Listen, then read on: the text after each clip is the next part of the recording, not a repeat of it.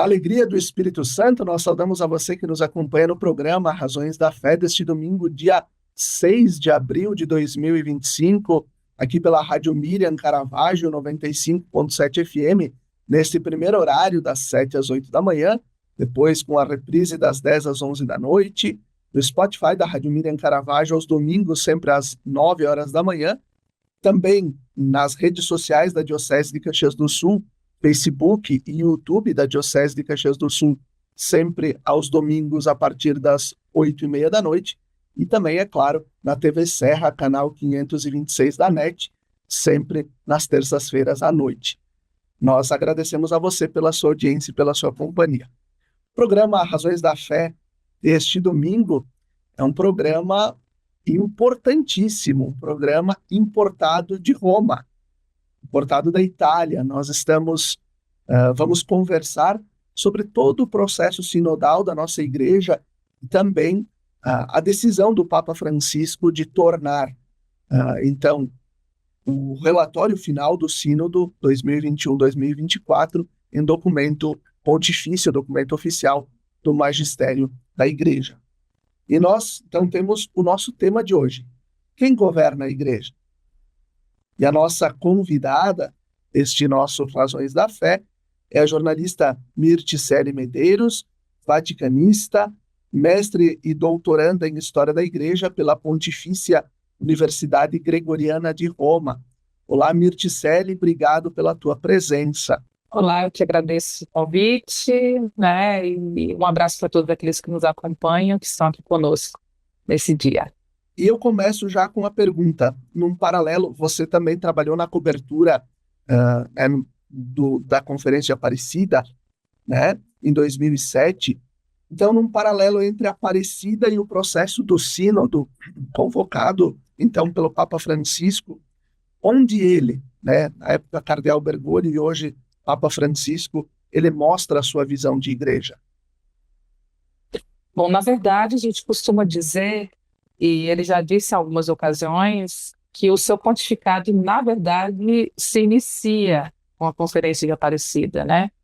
Ali ele foi sendo formado para aquilo que se tornaria o Evangelii Gaudium, que foi a sua primeira exortação apostólica, na qual ele traça o seu programa de governo. E muitos desses elementos que aparecem na Evangelii Gaudium, na verdade, estão contidos no documento de Aparecida. Se a gente até fizer uma análise comparada, a gente vai conseguir relacionar um ao outro, né? O Papa Francisco, ele deve ao Brasil também a sua conversão ecológica, ele já disse isso também em algumas ocasiões. Então, é muito interessante ver que, na verdade, o Papa Francisco, ele, de certa forma, ele começa aí, claro que ele não sabia que ia ser Papa naquela ocasião, 2007, a gente está falando aí de 5 anos que separam a Conferência de Aparecida do início do pontificado do Papa Francisco, mas, sem dúvida nenhuma, ali ele começou, de certa forma, a ser observado mais de perto, primeiro pelos cardeais latino-americanos e depois também durante o conclave que o elegeu, né, Papa da Igreja Católica, de número 266, e, claro, lá ele fala a respeito da igreja saída, da cultura do encontro. É a primeira vez que nós vamos ter contato, inclusive, com esses termos, e tudo isso acontece, na verdade, essa discussão, como eu disse anteriormente, começa no nosso país e chega até Roma. E fazendo, já agora chegando no processo do sínodo, como Francisco, quais tenham sido as intuições dele, estando no meio de uma pandemia e convocar um grande sínodo com algo pioneiro, que é uma grande escuta de toda a igreja no mundo? Eu sempre costumo dizer, né, mas essa é uma interpretação minha, né, aqui a partir do prisma de vaticanista e também de historiadora, que o sínodo da sinodalidade convocado pelo Papa Francisco não é só uma extensão da sua reforma, né? O Papa Francisco, ele foi eleito para reformar a igreja, para reformar mais precisamente a Cúria Romana, e claro que essa reforma da Cúria Romana, ela se reflete, né, em outros setores da igreja, é justamente isso que ele quer. Então, o sínodo da sinodalidade, ele acaba sendo o instrumento dessa reforma que começa aqui, que começa em Roma, urbi et orbi, daqui para o mundo, né? o Papa ele sempre atua nessa direção. E eu vou mais além, o sino da sinodalidade é o outro braço, né, estendido do Concílio Vaticano II, né? O Santo Padre sempre disse em muitas ocasiões que esse concílio precisava ser revisitado, que ele não tinha sido colocado em prática completamente, então era necessário colocar a igreja, né, dentro dessa reflexão. O que nós precisamos melhorar diante dos desafios que são tantos, muito maiores em relação àqueles vividos à época por João 23, né? Ele olhou para o mundo e disse: precisamos convocar o concílio. Papa Francisco olhou para o mundo e disse: precisamos ir de novo ao Concílio Vaticano II, tirar aqueles elementos, claro que ele foi convocado em um contexto completamente diferente, mas nós precisamos sim ir ad fontes, né, como a gente costuma dizer também na história da igreja, e tentar colher disso quais são os direcionamentos que a própria igreja de sempre dá para a igreja de hoje, né? Diante desse processo, né, o processo sinodal que começa em 2021, né, recordando sempre aquela que nós estávamos no meio de uma pandemia, né, em que em muitos lugares ainda as igrejas fechadas, talvez sem saber como tudo isso ia acontecer. Nós não sabíamos, certamente, mas Francisco tinha isso já em mente, já tinha essa ideia. Depois, é claro que ele vai dizer que ele esperava que talvez fosse de um jeito, aconteceu de outro, mas ele também interpreta isso como as luzes do próprio Espírito Santo. Dentro de um processo como esse, qual a magnitude que o sínodo sobre a sinodalidade encontra num mundo tão dividido, numa igreja que também demonstra em alguns passos uma divisão, de um lado conservadores, do outro lado progressistas, alguns contra o Papa, outros desconfiados desses movimentos. Onde o sínodo se insere nesse processo? É interessante que o sínodo, né, a convocação do sínodo, na verdade a convocação não, a realização do sínodo, melhor dizendo, perdão, ela acontece justamente em um contexto em que a igreja se vê diante de um outro desafio, né? A gente precisa reconfigurar o mundo e reconfigurar junto a esse mundo, que a igreja ela caminha com o mundo, nesse novo sistema, se é que nós podemos dizer assim, que a pandemia acaba provocando, né? As pessoas elas ficam isoladas, depois elas ficam mais distantes, elas ficam mais ligadas, né, nas redes sociais, elas ficam mais dependentes desses acessórios. Então, como falar para essas pessoas que não querem mais se relacionar, que não querem mais sentar à mesa para conversar? Estou falando de elementos muito básicos aqui, mas o sino da sinodalidade ele tem essa proposta de aproximação, justamente, de ouvir as pessoas, né? Claro que o Papa Francisco ele não condicionou o sínodo por causa da pandemia, claro que não, mas acabou sendo uma resposta, né? Vamos dar voz às mulheres, vamos dar voz aos fiéis de uma maneira geral, vamos reforçar algumas frentes de pastoral que estão adormecidas em algumas realidades, né? E essa contribuição que a América Latina dá para a Europa, né? Muitas coisas que a Europa vê com espanto, a América Latina já vive, né? Tem inclusive um amigo vaticanista que disse isso. Ela fez uma leitura muito interessante de que tudo começa na América Latina e daqui a 10 anos a Europa vai discutir. Não, então é muito bom também a gente ver que a gente tem esse protagonismo e tem um Papa latino-americano que tem essa sensibilidade. Não à toa foi justamente esse Papa que quis falar sobre sinodalidade, né? Muita gente não sabe, mas o sínodo ele discute algo que é próprio da identidade da igreja. A igreja ela sempre foi sinodal, né? Então o Papa quis colocar todos nesse processo e dizer como que nós podemos nos aproximar mais, né? Para a gente usar uma linguagem simples, até para quem está nos acompanhando, né? Como que a gente pode ser mais acessível como Jesus era? Como que a gente pode ser mais acessível como os primeiros cristãos eram, né? Eu que sou historiadora, né, e me especializei em história antiga do cristianismo, é muito legal, né, olhar para as fontes e ver que muitos desses elementos, né, muitas dessas práticas vividas pelos primeiros cristãos, o Papa Francisco tenta retomar. Eu até dei uma entrevista recentemente, na qual eu falava justamente a respeito disso, e o entrevistador até se assustou. O Papa Francisco é um dos papas mais conservadores da história. E eu agora vou explicar por quê, né? Porque a gente tem a tendência de interpretar o conservadorismo a partir de lentes políticas, né, ideológicas, muitas vezes. Mas o conservadorismo da igreja é um retorno à essência. O Concílio Vaticano II vai fazer isso o tempo inteiro, né?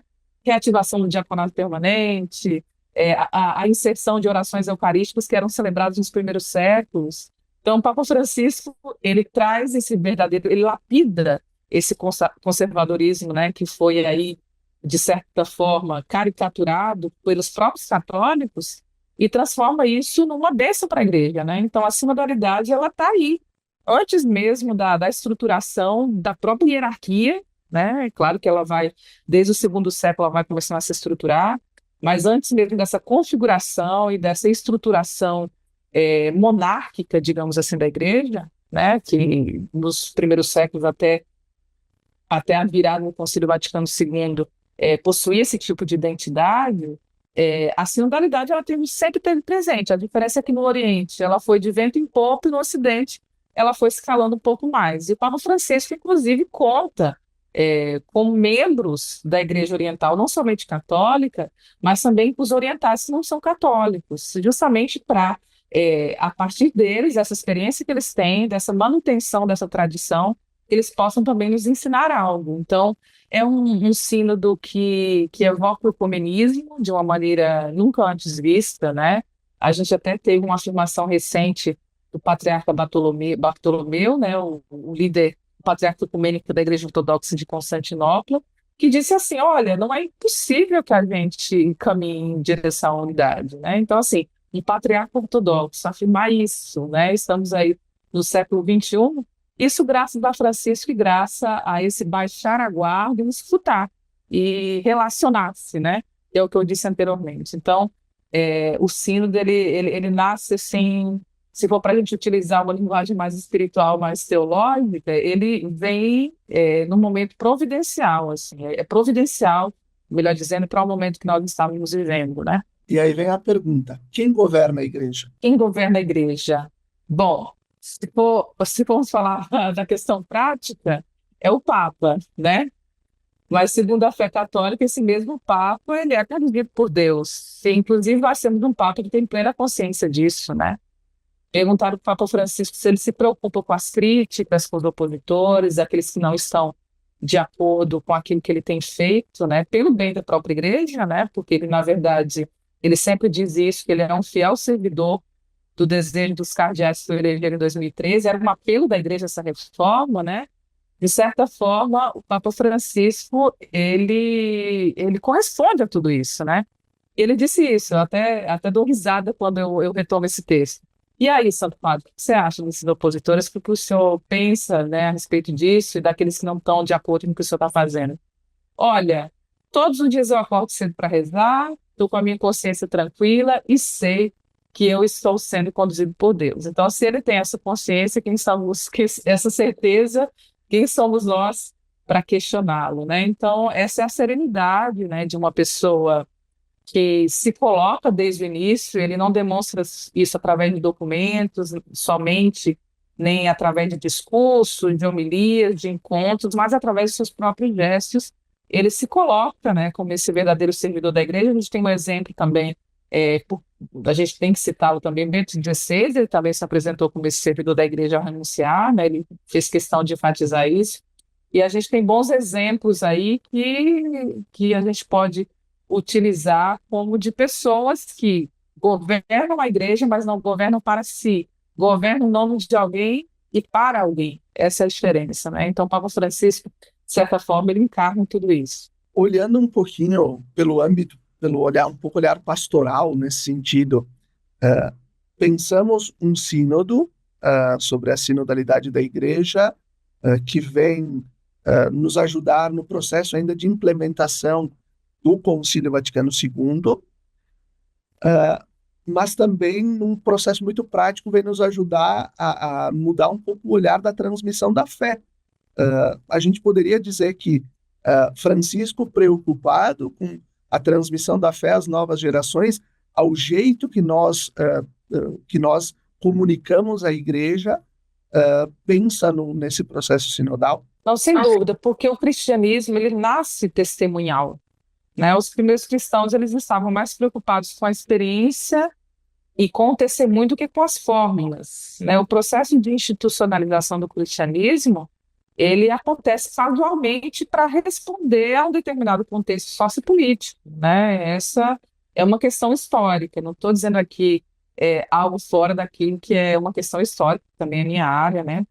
E todos os papas acabam fazendo isso, né? Até quando a igreja ela se desvia um pouco do seu caminho, ela acaba, de certa forma, entrando nesse lamaçal. O Papa Francisco gosta de utilizar essa expressão, né? Quando ele teve na Jornada Mundial da Juventude do Brasil, ele falou sobre isso: entrem na lama mesmo, só não se sujem, né? Porque no decorrer da história da igreja, nos momentos mais difíceis, né? Nos momentos mais controversos, ela acabou entrando na lama e ficando ali. E então, o Papa Francisco também faz essa apelo: olha, vamos aprender com a história, entremos, mas justamente para resgatar os que estão ali, mas não nos sujemos, né? Então, assim, e ver esse Papa, que não é somente um Papa midiático, falar que é um Papa midiático é reduzir muito o pontificado de Francisco, de certa forma, né? Além de ser midiático, porque ele surge aí no meio da ascensão das redes sociais, né, que se tornam verdadeiras arenas, né, de discussão, seja para o bem, seja para o mal. E nós temos um Papa que está tentando equilibrar tudo isso, né? Inclusive no Vaticano tem sido debatido até sobre inteligência artificial, né? Mas no decorrer da história isso é novidade, né? Os papas sempre tiveram preocupados em, pelo menos, tentar acompanhar o que está acontecendo, né? Então, assim, e no mundo de hoje, né, tão carente dessa relação, como eu disse anteriormente, né? E que a pandemia acabou escancarando isso e colocando as pessoas, fazendo que as pessoas ficassem cada vez mais isoladas. Você tem um Papa que diz: olha, o que vale é isso aqui, né? A minha vivência, né? O testemunho que eu dou, né? Então, assim, por isso que eu falo que o Papa Francisco é conservador. Mais uma vez, ele demonstra que ele está querendo voltar para a essência. E o cristianismo, ele é essencialmente testemunhal. Então, essa é a grande contribuição, sem dúvida nenhuma, do Papa Francisco, e essa mesma contribuição vai ser recordada aí pelos próximos anos aí, e nos próximos pontificados também, sem dúvida nenhuma. Perfeito. E assim a gente conclui o primeiro bloco do nosso programa Razões da Fé, recordando o patrocínio de trabalhos acústicos, sons que elevam a espiritualidade em igrejas e capelas. Conheça o nosso trabalho no Instagram, @trabalhosacústicos. Fique com a gente, até daqui a pouquinho.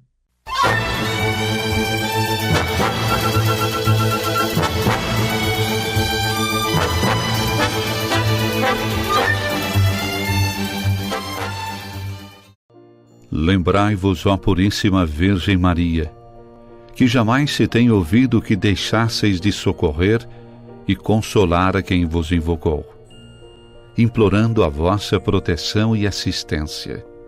Assim, pois, animado com igual confiança, como a Mãe Amantíssima, ó Virgem das Virgens, a vós recorro, de vós me valho, gemendo sob o peso de meus pecados, humildemente me prostro a vossos pés. Não rejeiteis as minhas súplicas, ó Virgem de Caravaggio, mas dignai-vos de as ouvir propícia e de me alcançar a graça que vos peço. Amém.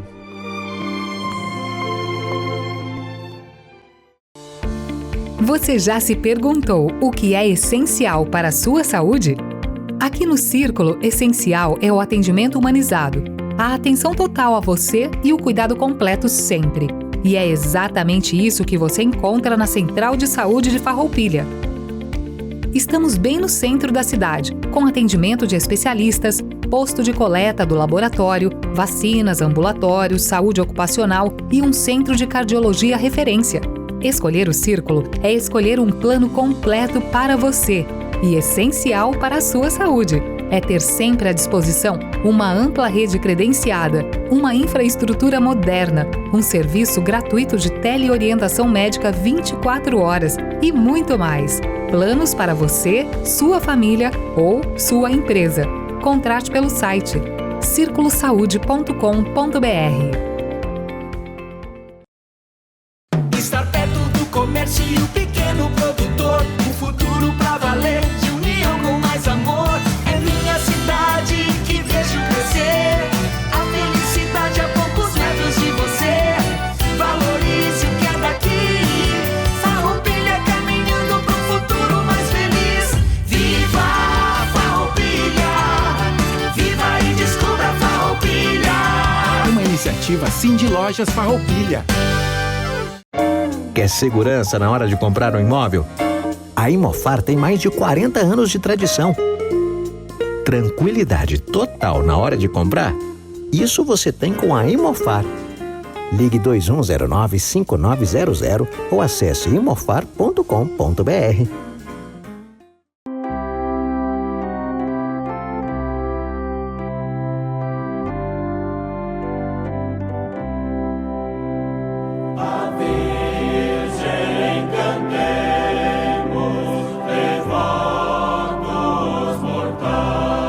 De segunda a sexta-feira, sempre às 17 horas e aos domingos às 11 horas, acompanhe a transmissão da Santa Missa, direto do Santuário de Nossa Senhora de Caravaggio.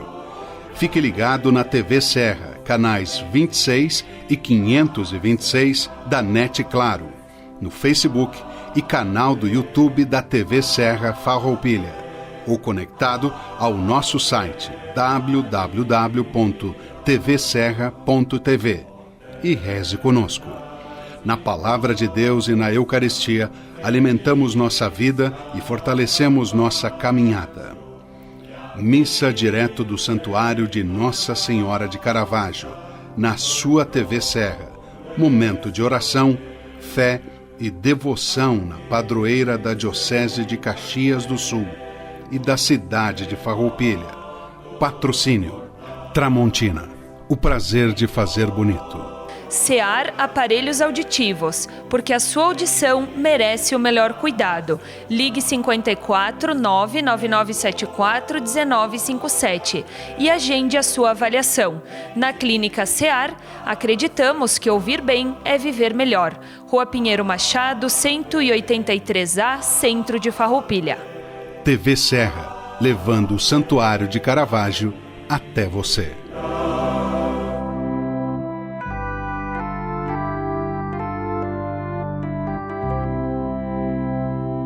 De todos os lugares, Mãe de Caravaggio,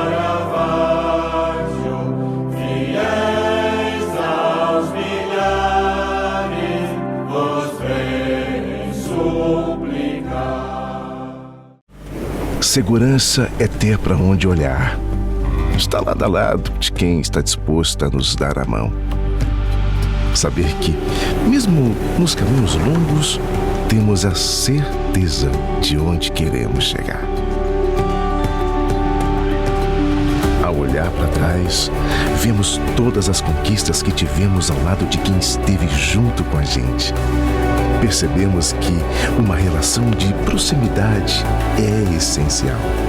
As melhores escolhas são aquelas que deixam a nossa rotina mais fácil e nos possibilitam construir nossos projetos sabendo com quem podemos contar.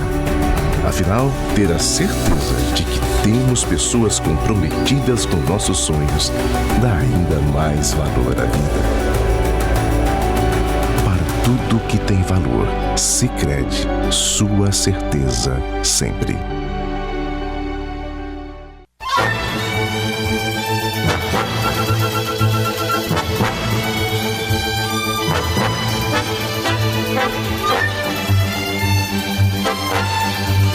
Estamos de volta com o segundo bloco do nosso programa Razões da Fé deste domingo, dia 6 de abril de 2025, aqui pela Rádio Miriam Caravaggio, 95.7 FM, e também pelas redes sociais. Nosso programa Razões da Fé tem um patrocínio de trabalhos acústicos, sons que elevam a espiritualidade em igrejas e capelas.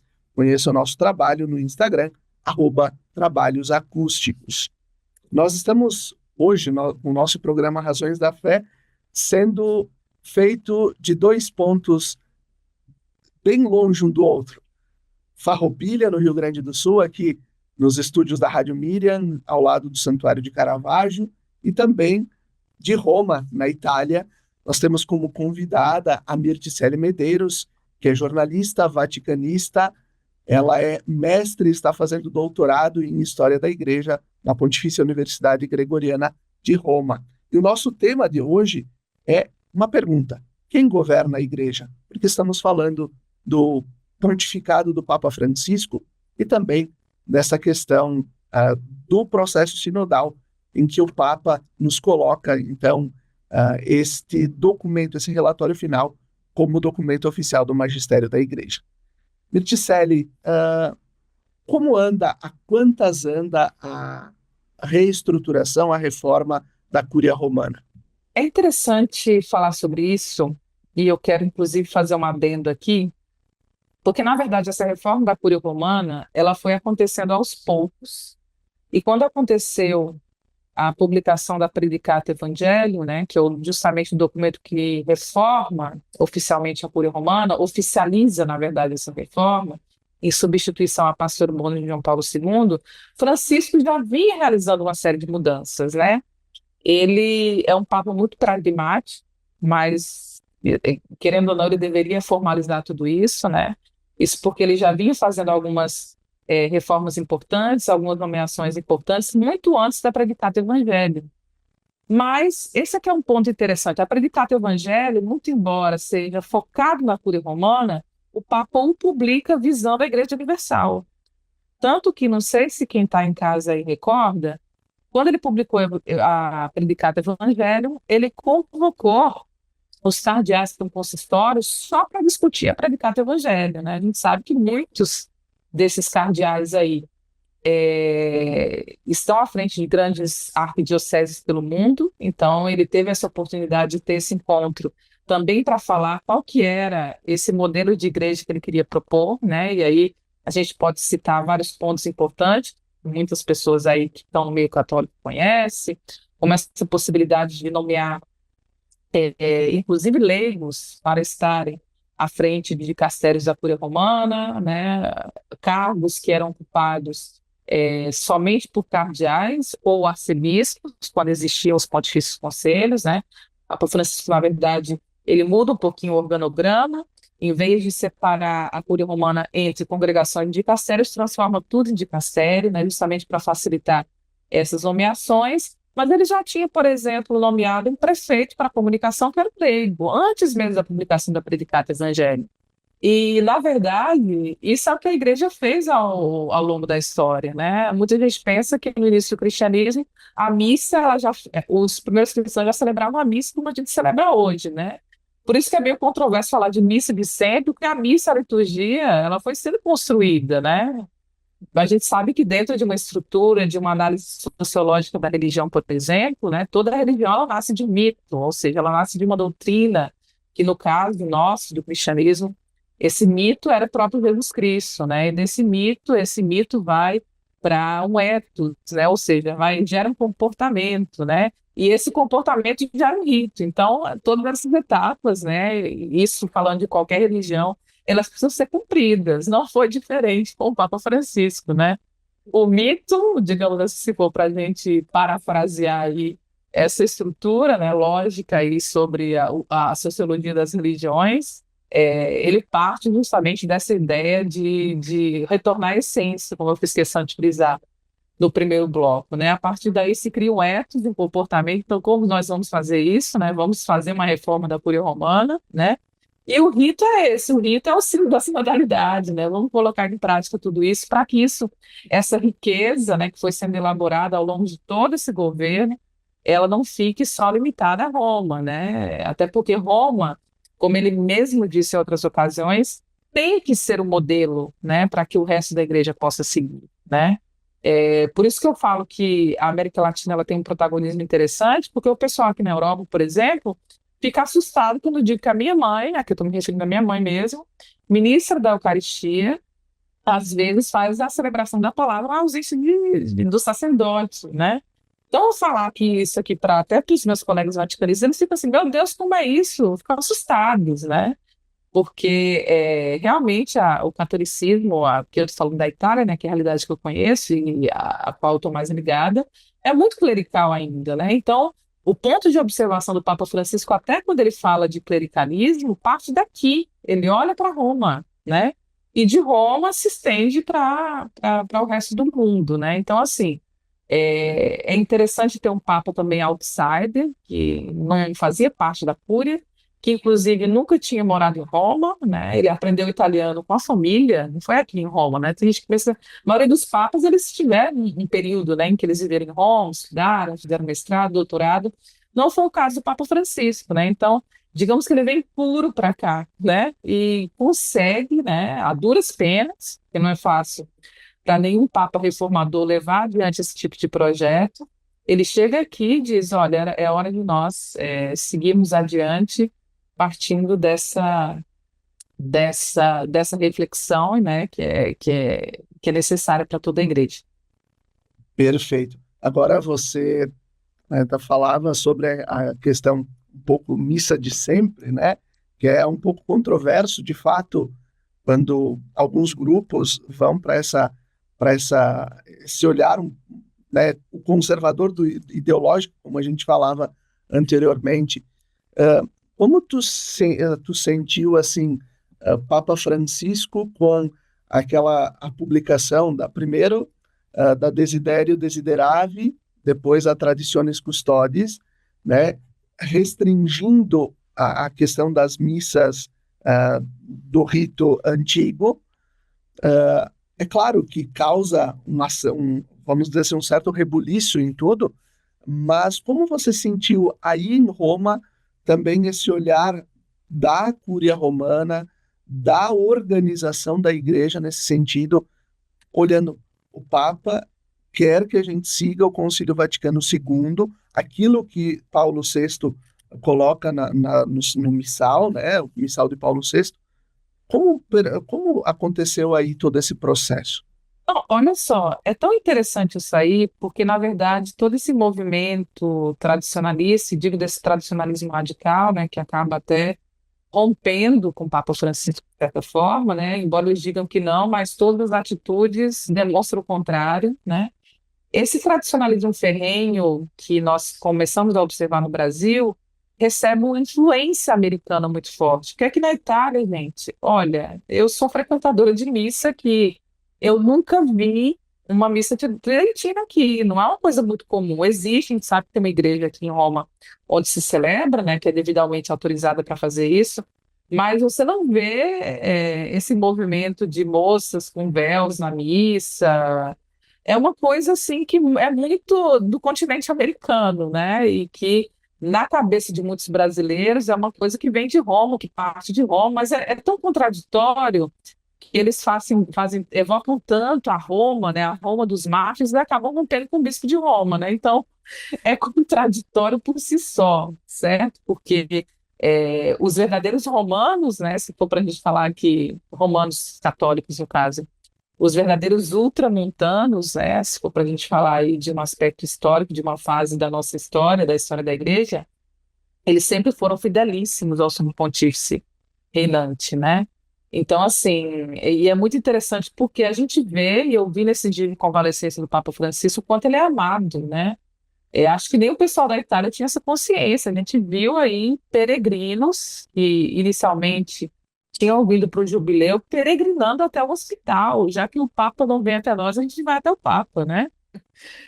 Parafraseando aí aquele ditado famoso. Então, assim, essa oposição ao Francisco que a gente vê de uma maneira tão acentuada em outras partes do mundo, aqui na Itália existe também, mas, sem dúvida nenhuma, uma minoria pouco barulhenta. A diferença é que essa minoria do continente americano, ela é minoria, mas é muito barulhenta, porque sabe utilizar muito bem os recursos tecnológicos, de redes sociais, para corresponder, na verdade, às suas paixões políticas, né? Porque alguns desses movimentos, eles, embora não se mostrem como tal, são cismáticos, porque promovem o tempo inteiro esse ódio à figura do Romano Pontífice atual. Então, assim, é um fenômeno até interessante se analisado e com certeza vai dar trabalho para os historiadores, porque aí a gente vai ter que individuar cada área geográfica para entender como, a partir de cada contexto, ela se desenvolver, né? Agora há pouco você recordou a tua mãe, né, que é ministra da Eucaristia e também faz as celebrações da palavra, acaba sendo ministra da palavra também. Eu lembro que eu estive em Lisboa para a Jornada Mundial da Juventude de 2023, e aí depois fui a Roma, e aí estive no Vatican News, alguns momentos com o Silvonei José, e eu perguntei como é que estava o processo do sínodo na época, né, ainda antes das duas assembleias sinodais, e ele disse, olha, o Papa Francisco traz algo que é muito normal para nós na América Latina, que são os nossos conselhos, que se em algum momento os leigos precisam fazer, vamos dizer assim, apontar o dedo e dizer, padre, o senhor está errado nesse sentido, os nossos leigos o fazem, né? Imagina, aqui é um pouco difícil algum leigo apontar o dedo às vezes para algum cardeal e dizer que o cardeal está errado, que o padre está errado, porque há uma estrutura muito mais clerical.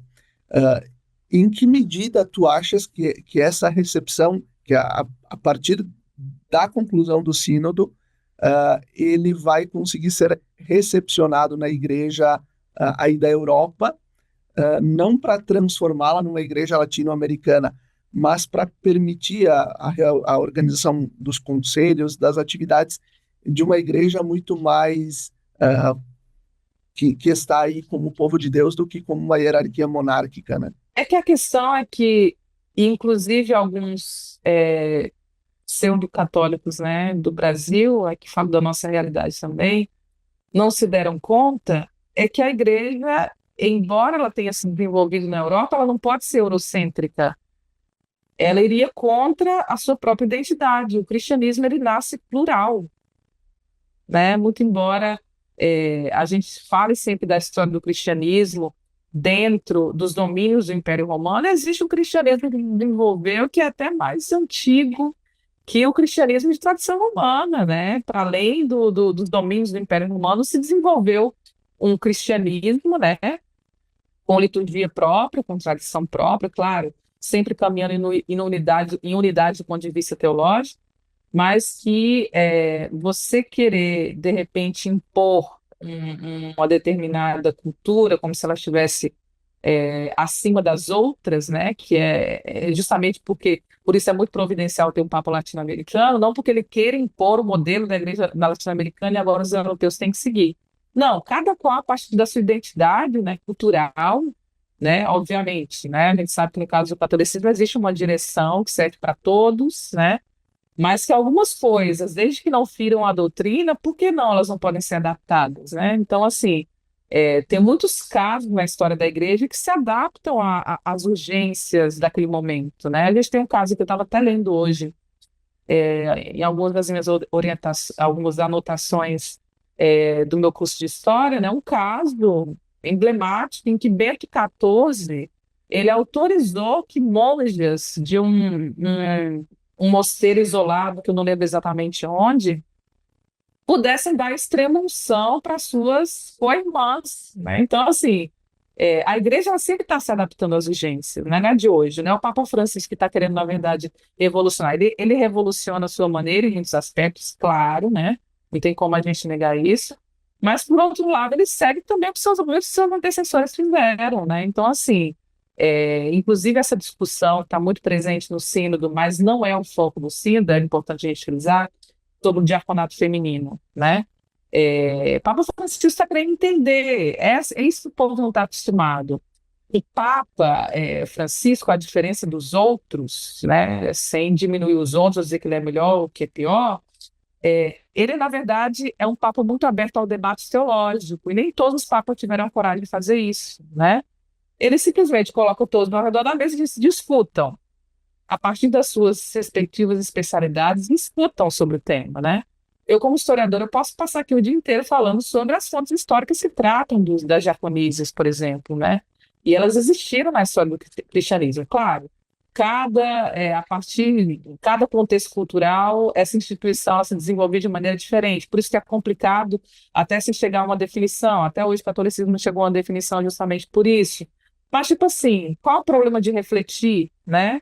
A gente tem aí um cristianismo primitivo que se abre, né, a toda a cultura grega, na elaboração da sua própria teologia, na elaboração da sua própria linha de pensamento, né? Então, é próprio do cristianismo essa abertura, né? Essa abertura àquilo que é diferente, aquilo que pode ser colhido de bom, que de repente a gente pode olhar e dizer, olha, não é por aí, mas qual o problema de discutir, né?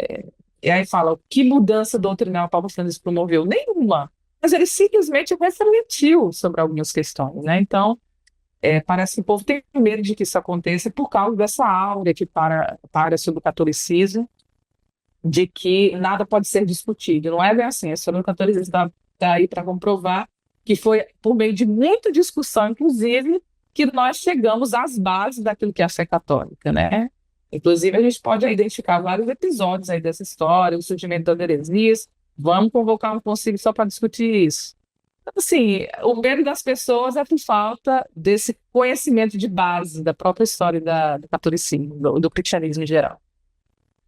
Muito bem. E assim a gente conclui o segundo bloco do nosso programa Razões da Fé, recordando o nosso patrocínio de trabalhos acústicos, sons que levam a espiritualidade em igrejas e capelas.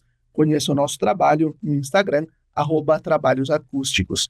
No próximo bloco, a gente vai abordar justamente a participação e a presença feminina na vida da igreja.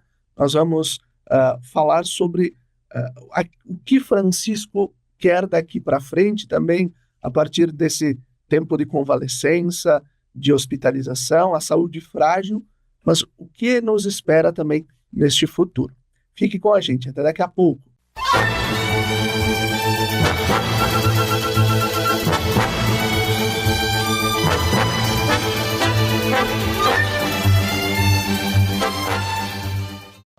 Lembrai-vos, ó Puríssima Virgem Maria, que jamais se tem ouvido que deixasseis de socorrer e consolar a quem vos invocou, implorando a vossa proteção e assistência.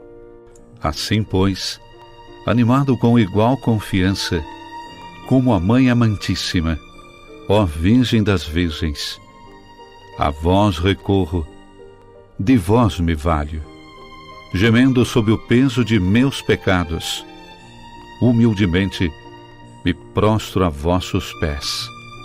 Não rejeiteis as minhas súplicas, ó Virgem de Caravaggio, mas dignai-vos de as ouvir propícia e de me alcançar a graça que vos peço. Amém.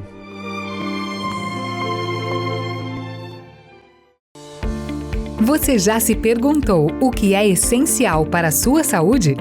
Aqui no Círculo, essencial é o atendimento humanizado, a atenção total a você e o cuidado completo sempre.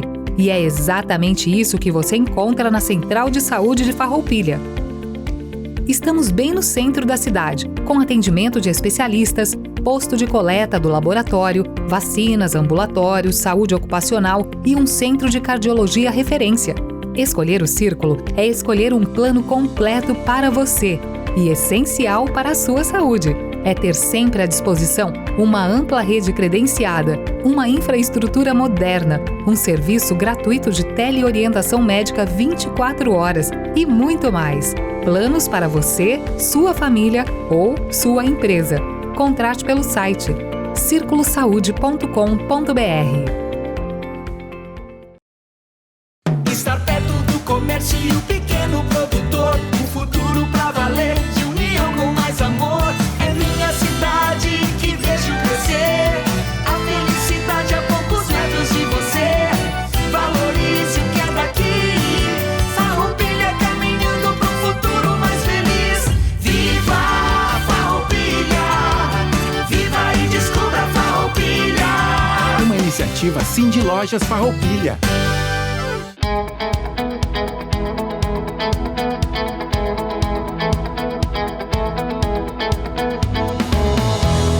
A Imofar carrega na bagagem mais de 48 anos de história. História essa que se solidificou através da constante realização dos sonhos dos seus clientes. A Imofar conta com uma equipe qualificada, pronta para oferecer um atendimento de excelência durante toda a jornada. Seja para comprar, vender ou investir, a Imofar é o elo perfeito entre o sonho e a realização. Confiança, agilidade nos processos e segurança é a nossa essência.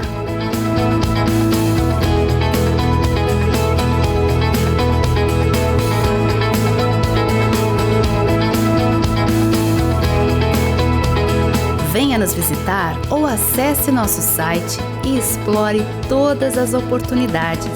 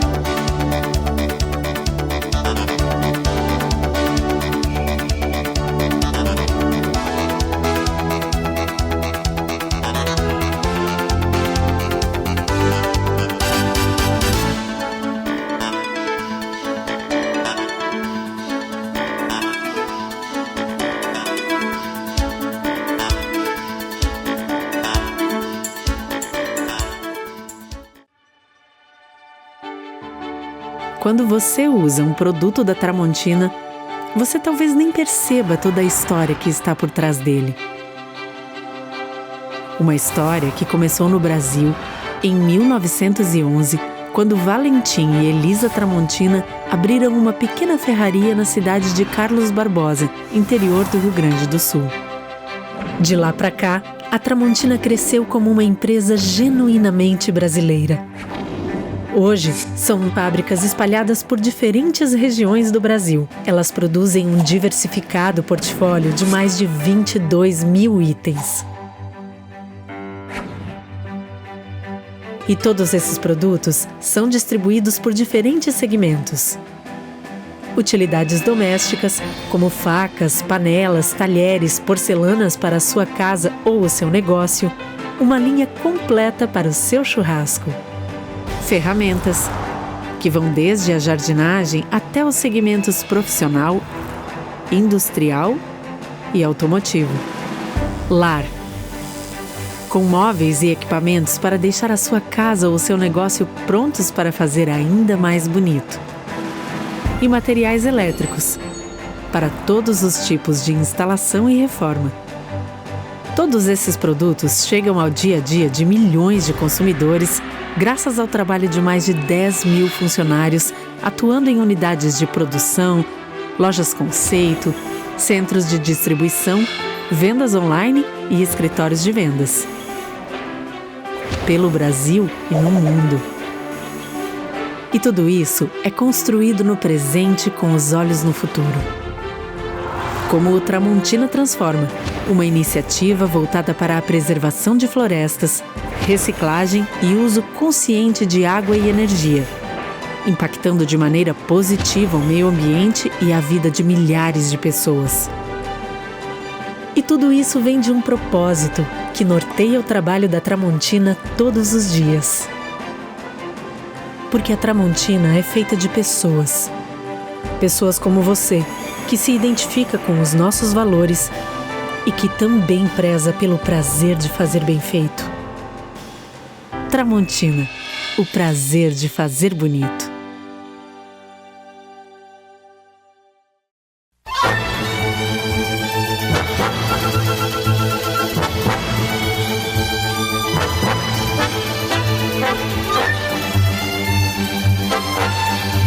Estamos de volta com o terceiro bloco do nosso programa Razões da Fé, deste domingo, dia 6 de abril de 2025, aqui pela Rádio Miriam Caravaggio, 95.7 FM, e também pelas redes sociais da nossa Diocese de Caxias do Sul.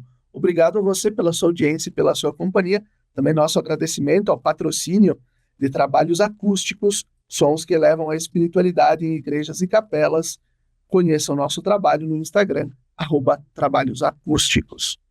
Nosso programa Razões da Fé deste domingo é gravado, então, a partir do Santuário de Caravaggio, aqui em Farroupilha, e também a partir de Roma. Nós temos como convidada a Mirticele Medeiros, que é jornalista, vaticanista, é mestre e está fazendo doutorado em História da Igreja na Pontifícia Universidade Gregoriana, em Roma.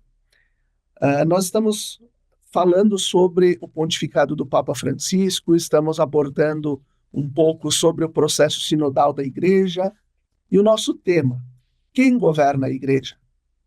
A Mirticele já respondeu lá no primeiro bloco, quem governa a Igreja? O Papa Francisco, ele está com 88 anos, numa situação difícil de saúde, passou todo esse tempo hospitalizado, em situação de risco mesmo, mas ao mesmo tempo ele vai propor, né, mesmo hospitalizado, ele vai decretar que o relatório final do sínodo, desse processo sinodal vivido, passa a ser um documento pontifício, um documento oficial do magistério da Igreja. Antes de entrar diretamente no próprio relatório, mas Papa Francisco é alguém que começa ciclos, começa processos. Certamente ele não vai ver as reformas todas planejadas e colocadas em documentos, ou também todas aquelas que ainda estão por vir.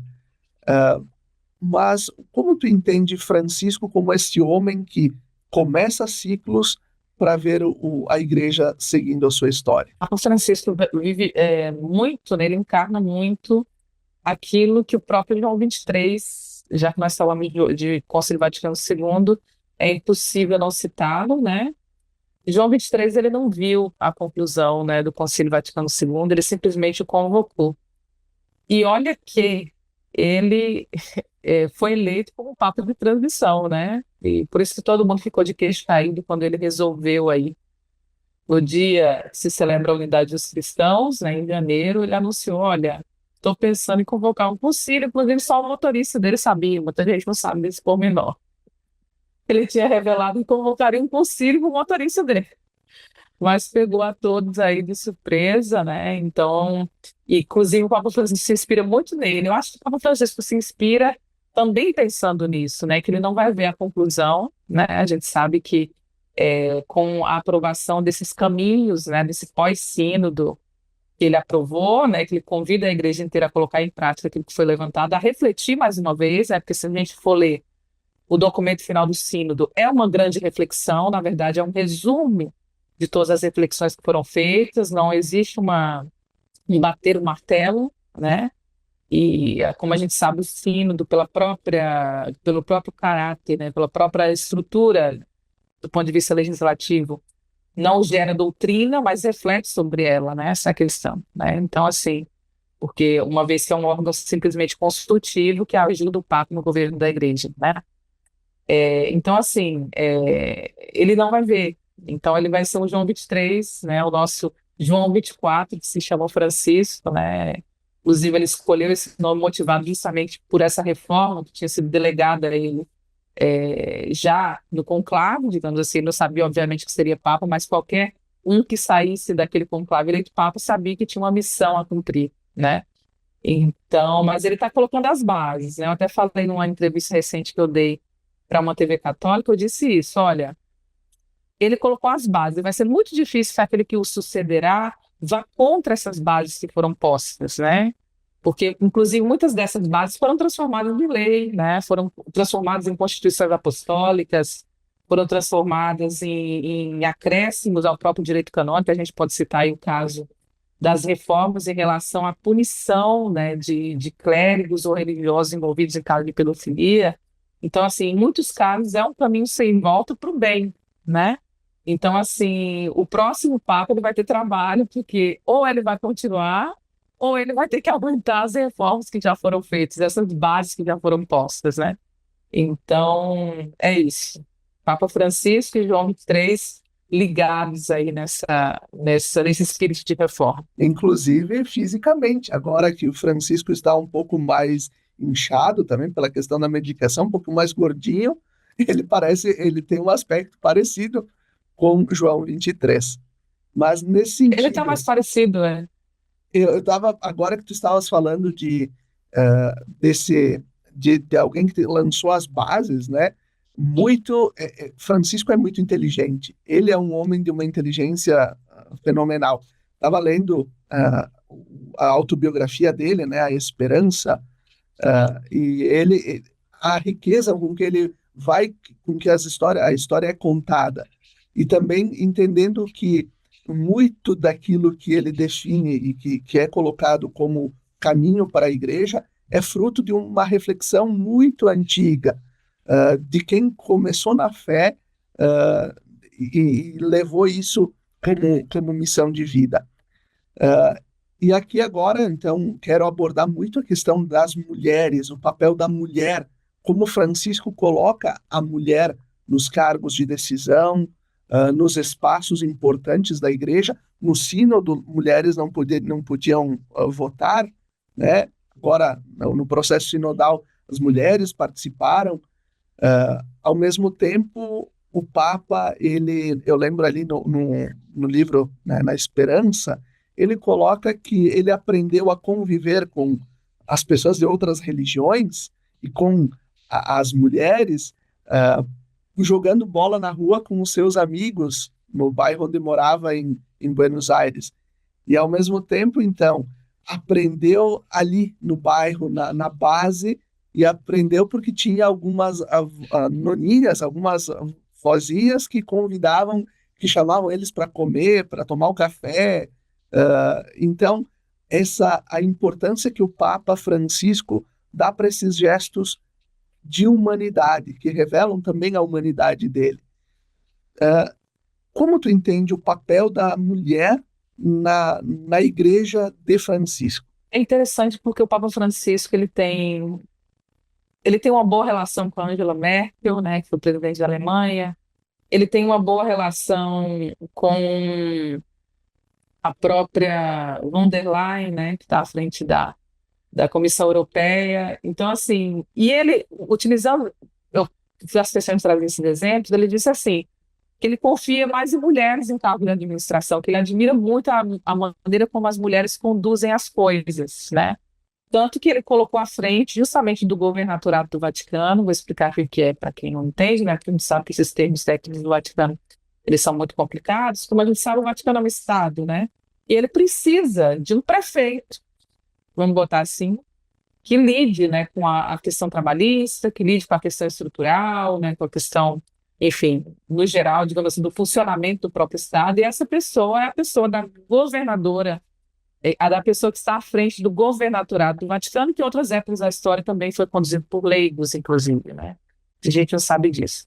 E o Papa disse, não, vou colocar agora uma irmã, né, que é a Rafaela Petrini, que é quem está à frente do governatorado do Vaticano, seguindo aí esse apreço que o Papa Francisco tem pelas mulheres na administração, mais especificamente, né?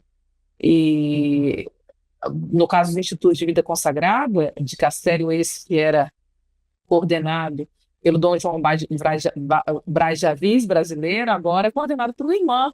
Nada mais justo, porque existem muito mais congregações religiosas femininas, né, sociedade de vida apostólica feminina, do que masculinas. Então, o Papa Francisco, como ele é muito pragmático, ele é muito prático, ele disse, olha, naquilo que é necessário ter uma mulher à frente, porque ela seria muito mais capaz de conduzir, muito mais especializada no assunto, Vamos, não, por que deixar de colocá-las, né? Que foi o caso dessas duas nomeações importantes que ele fez. Claro, existem outras nomeações que foram feitas ao longo do pontificado, né? Mas essas foram as mais expressivas, porque são duas mulheres à frente mesmo de Casteres, que não são simplesmente secretárias ou subsecretárias ou vices, para a gente trazer para a nossa linguagem aqui, né? Para a gente não utilizar esse léxico no Vaticano e complicar aí a cabeça das pessoas. Eu gosto de simplificar bastante aí para o pessoal entender.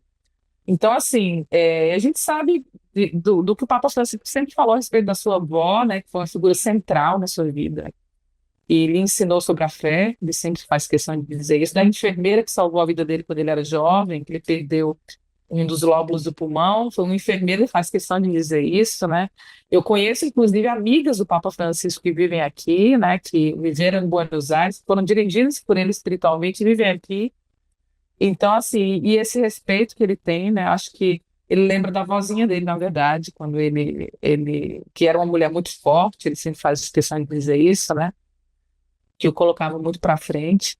Então, é interessante a gente ver esse Papa que traz a sua própria humanidade para o seu pontificado. Isso é muito importante que isso aconteça, né, porque se separar uma coisa da outra, é como ele mesmo disse em outras ocasiões, a igreja vai virar uma instituição que só dispensa documento, e uma mãe dispensa só documento, né? Ela escreve no documento, ela faz a sua admoestação, mas também abraça, acolhe, afaga, e por aí vai. Então é muito interessante essa visão que o Papa tem, né? Ele diz, a igreja é mulher, né? Ele faz questão de dizer isso também, então... E um Papa muito mariano, não podia deixar de ser. Enfim, é esse o Papa Francisco. Olhando um pouco, né, o próprio relatório final do Sínodo, ele vai sugerir algumas mudanças, inclusive ele vai propor mudanças no próprio Código de Direito Canônico, quando se fala dos próprios conselhos, de todo o processo que deverá acontecer para a tomada de decisão nas dioceses. Isso a gente vai poder levar para as próprias paróquias, enfim, né, as nossas outras instâncias de organização da igreja. Quais são os próximos desafios que nós temos enquanto igreja nesse caminho que o Francisco propõe para a gente implementar o sínodo? Não, olha só, desafios, se for para a gente falar sobre desafios, né? A gente não pode negar que a gente está vivendo um contexto de polarização muito grande. Mas aí que está, essa polarização, ela nasce externamente e ela se infiltra no catolicismo, né? O caminho é inverso. Bento XVI tem uma frase clássica dizendo que os inimigos da igreja estão dentro da própria igreja, né? Então existiu sempre essa consciência de que a igreja, no decorrer da história, ela foi se deixando influenciar por fatores externos, não é diferente dessa vez. Então, a gente sabe, inclusive, de alguns grupos políticos, a gente sabe, não, todo mundo sabe, né, que caricaturam o próprio catolicismo para servir aos seus projetos de poder, né? Então, o que poderia atrapalhar a realização ou colocar-se em prática um sínodo que é positivo para a igreja em todos os aspectos, são justamente esses fatores externos, né? A grande máquina de fake news, de propaganda, em relação a esse pontificado, né, provém de grupos que são financiados por grupos políticos. Eu posso tomar aqui o exemplo desse período de convalescência do Papa Francisco de internação. As fake news em relação ao seu estado de saúde não surgiram da imprensa secular, como muita gente faz questão de acusar e levanta a bandeira de que a imprensa secular acaba com a igreja.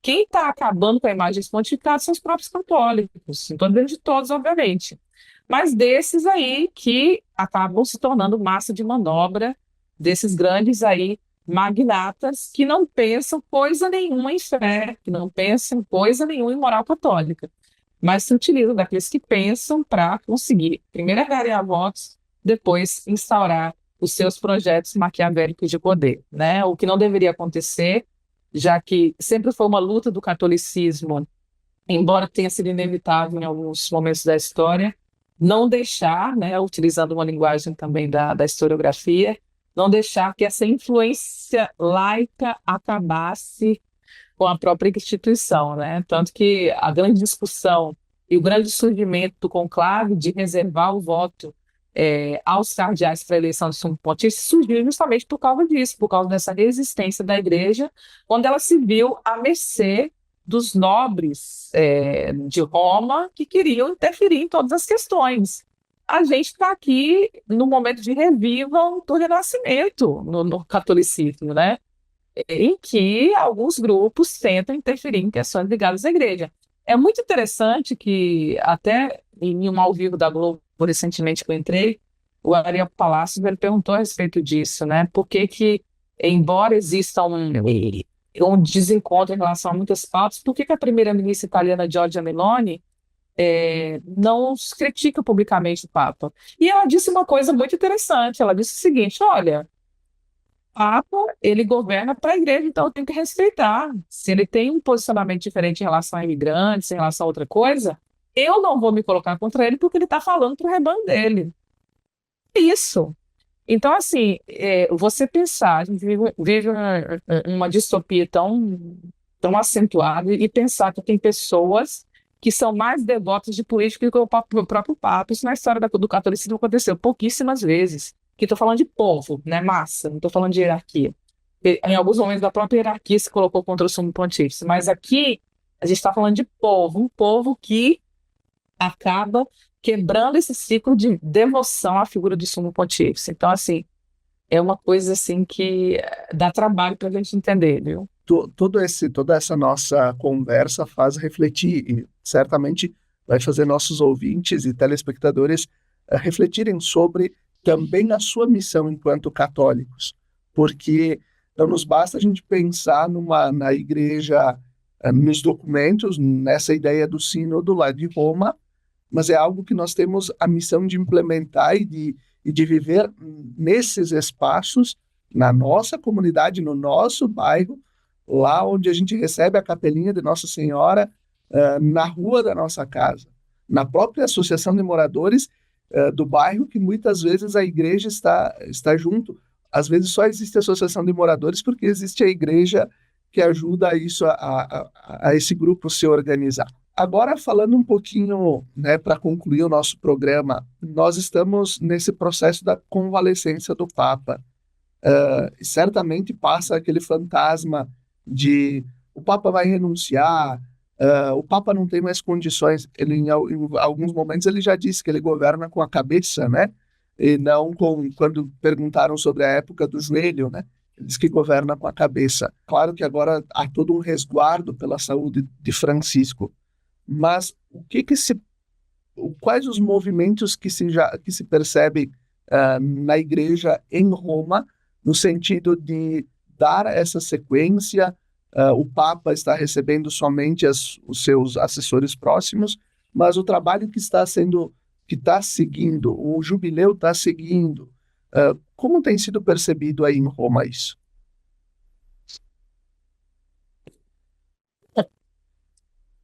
A igreja ela está vivendo normalmente aquilo que ela tem que viver, né? O Papa não deixou de governar, na verdade, né? Até o Parolin, que é o secretário de Estado do Vaticano, ele foi questionado a respeito disso. Mesmo quando o Papa Francisco estava deitado lá, né, com oxigênio na cara, ele assinava os documentos, ele mesmo, de próprio punho, né? Então, assim, você falar sobre renúncia não é uma possibilidade que o Papa Francisco descarta, para dizer a verdade. Na verdade, nem Pio XII descartava, nem Paulo VI descartavam. Eles entregaram suas respectivas cartas de renúncia aos seus respectivos secretários de Estado, como o Papa Francisco fez, né? Se caso, né, as faculdades mentais não permitissem que eles continuassem conduzindo a instituição. Mas a gente está no ano de jubileu, aqui eu faço uma análise muito pessoal, né? Claro que não é um veredito, mas eu faço uma análise como especialista também.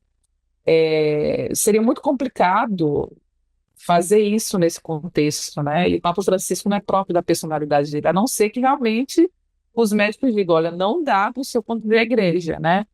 Mas sabendo de como ele é, né? E uma pessoa que é muito fiel aos seus compromissos, né? Tanto que ele teria todo o direito, como o Papa também dizer, olha, me deixem em paz aqui na minha internação, vou delegar alguém e se virem.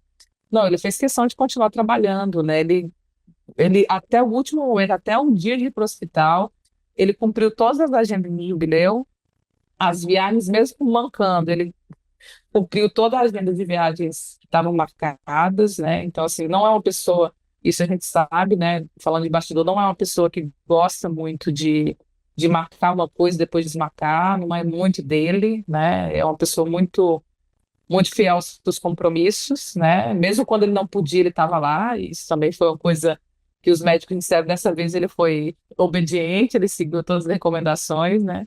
Não foi como das outras vezes que ele gripou e continuou se encontrando com o povo e tudo mais. Mas, assim, ele tem bons colaboradores também. O próprio Parolinho é uma pessoa de confiança dele, que acabou fazendo muita coisa em nome dele, né, nesse período. Então, ele está disposto, até quando for necessário, de continuar fazendo assim. Então, é esperar agora que ele volte logo. Claro que nesse momento é difícil, né? Ele tem que recuperar melhor a fala. Toda pessoa que tem pneumonia grave tem dificuldade para falar depois, né? Por causa do período longo de internação. Mas o jubileu está aí, sendo celebrado. Todas as celebrações são mantidas de pé. Canonização de Carlos Acutis confirmada. E vamos adiante. Francisco está governando. Muito bem. E seguimos em oração a favor pelo Papa. Muito obrigado, Mirti. Obrigado por despender do tempo, da correria aí de Roma para nos atender e a gente poder refletir sobre a nossa igreja, os caminhos, o que o Espírito Santo também vem suscitando nos ouvidos do Papa, mas não só, porque o sínodo foi a expressão da igreja de todo o mundo que foi para Roma, e aí sim, com os votos de muita gente, de homens, mulheres, leigos, padres, bispos e do próprio Papa, as coisas vão se encaminhando. Nós desejamos a você que nos acompanhou uma abençoada semana e até o próximo domingo. Fiquem bem!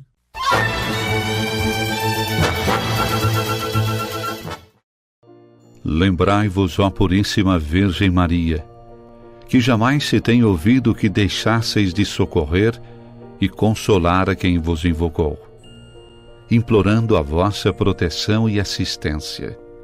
Assim, pois, animado com igual confiança, como a Mãe Amantíssima, ó Virgem das Virgens, a vós recorro, de vós me valho, gemendo sob o peso de meus pecados, humildemente me prostro a vossos pés.